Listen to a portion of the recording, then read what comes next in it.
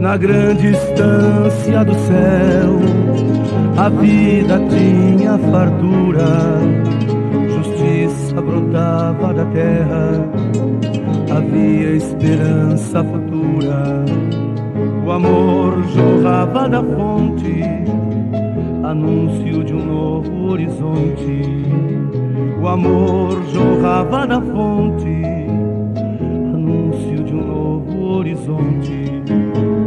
Mas o patrão do céu, de tanto que amou, se fez peão por nós, e a nova vida em Cristo encarnou.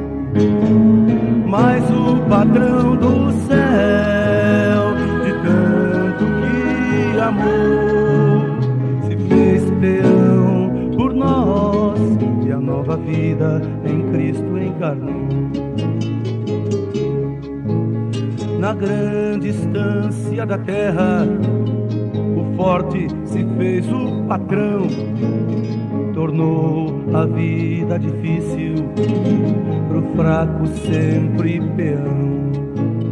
Todo homem que não tem amor é o patrão que se fez opressor.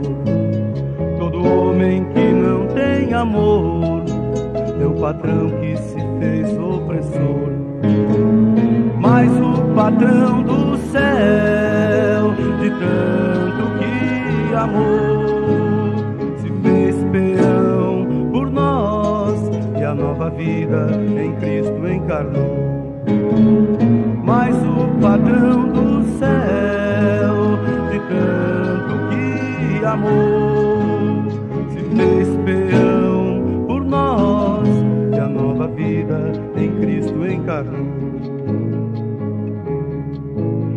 E hoje na estância do mundo, o Cristo nos vem ensinar que o amor é a busca do fraco pra vida se transformar. A força que vem do peão é esperança de libertação. A força que vem do peão é esperança de libertação. Mas o patrão do céu, de tanto que amou, se fez peão por nós, e a nova vida em Cristo encarnou. Mas o patrão do céu, de tanto que amou, se fez peão por nós, e a nova vida em Cristo encarnou.